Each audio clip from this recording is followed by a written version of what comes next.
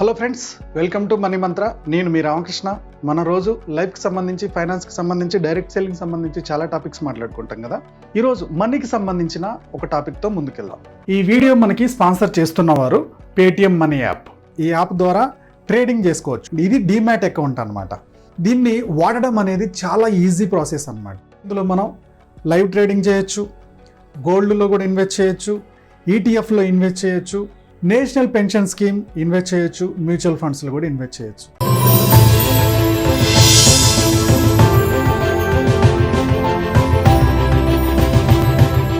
ఈరోజు మనం మాట్లాడుకోబోతున్న టాపిక్ వచ్చేసి గుడ్ మనీ హ్యాబిట్స్.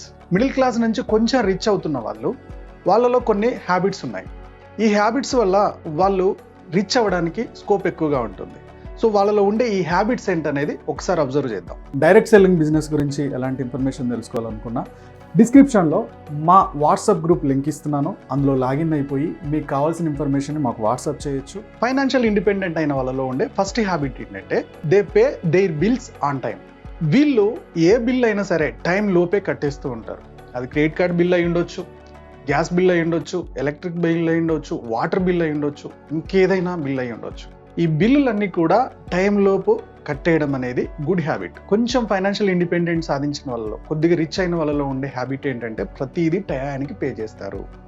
ఇలా పే చేయడం వల్ల ఏమవుతుందంటే క్రెడిట్ స్కోర్ అనేది పెరుగుతుంది. ఈ క్రెడిట్ స్కోర్ పెరిగినప్పుడు వీళ్ళ ఫైనాన్షియల్గా ఏదైనా రేపు ఫైనాన్షియల్ ప్లానింగ్ చేసుకొని ఏదైనా లోన్కి వెళ్ళినప్పుడు హెల్ప్ అవుతుంది. ఈ బిల్స్ లేట్గా కడదాం అనుకున్నప్పుడు ఏమవుతుంది, ఆటోమేటిక్గా దాని మీద ఫైన్ పడతా ఉంటుంది.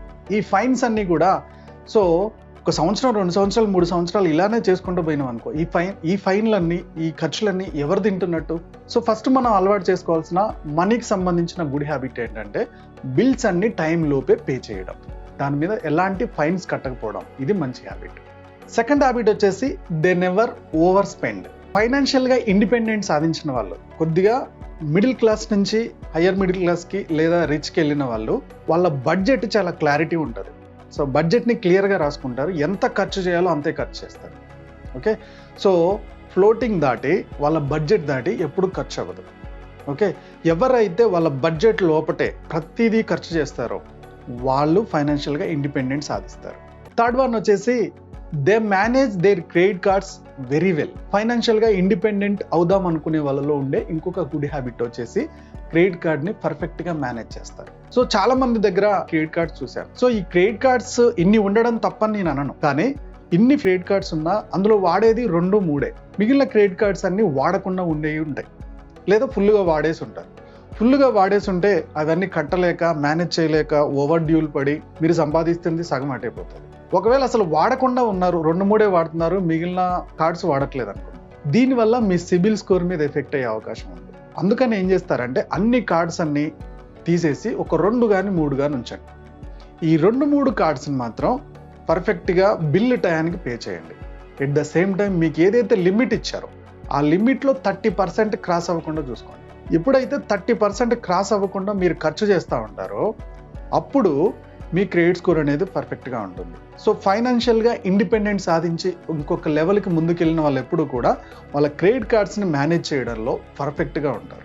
ఫైనాన్షియల్ ఇండిపెండెంట్ సాధించిన వాళ్ళలో ఉండే ఇంకొక హ్యాబిట్ ఏంటంటే దేర్ డెప్ట్ to income ratio is less than 0.25%. So example, ఇతను ఒక 1 lakh సంపాదిస్తున్నాడు అనుకున్నాం. ఈ 1 lakhలో ఇతనికి ఈఎంఐలు 25,000 లోపే ఉంటాయి, అంటే 0.25% లోపే ఉంటుంది. సో ఇలా జరిగినప్పుడు ఏమవుతుందంటే మిగిలిన డబ్బును ఇన్వెస్ట్ చేయడానికి స్కోప్ ఎక్కువగా ఉంటుంది. ఇలా ఇన్వెస్ట్ చేసి ఫైనాన్షియల్గా ఫ్రీడమ్ సాధిస్తారు. ఎవరి అయితే డెప్ట్ రేషియో 0.25 నుంచి ఎబోవ్ వెళ్ళిపోతుందో వాళ్ళు సేవింగ్స్ అనేది తగ్గిపోతాయి. సేవింగ్స్ తగ్గినప్పుడు మనం జీవితాంతం అప్పులు కట్టడమే సరిపోతుంది, ఈఎంఐలు పెరుగుతాయి. కాబట్టి ఫైనాన్షియల్ ఫ్రీడమ్ సాధించడానికి స్కోప్ తక్కువగా ఉంటుంది. ఫైనాన్షియల్ ఇండిపెండెంట్ అయ్యే వాళ్ళు ఫాలో అవుతున్న కొన్ని పాయింట్స్ చెప్పాను. ఈ పాయింట్స్ మీరు ఒకసారి చెక్ చేసుకోండి. ఇందులో ఏమన్నా లేకపోతే మీరు ఆ డిసిప్లిన్ స్టార్ట్ చేయండి. ఎప్పుడైతే డిసిప్లిన్ స్టార్ట్ చేస్తామో అప్పుడు ఫైనాన్షియల్ ఫ్రీడమ్ సాధించడం కుదురుతుంది. సో ప్రతిదీ కూడా డిసిప్లిన్ తోటే జరుగుతుంది బాస్. డైరెక్ట్ సెల్లింగ్ బిజినెస్ గురించి ఎలాంటి ఇన్ఫర్మేషన్ తెలుసుకోవాలనుకున్నా డిస్క్రిప్షన్లో మా వాట్సాప్ గ్రూప్ లింక్ ఇస్తున్నాను. అందులో లాగిన్ అయిపోయి మీకు కావాల్సిన ఇన్ఫర్మేషన్ మాకు వాట్సాప్ చేయొచ్చు. ఈ వీడియో నచ్చినట్టయితే లైక్ చేయడం మర్చిపోకండి, షేర్ చేయడం మర్చిపోకండి. మా యూట్యూబ్ ఛానల్ చూస్తున్న మా వ్యూవర్స్, మా సబ్స్క్రైబర్స్ లైఫ్లో ఎప్పుడు కూడా గొప్పగా స్థిరపడాలని కోరుకోవడంలో మా మనీ మంత్రం ముందుంటుంది. Go self made.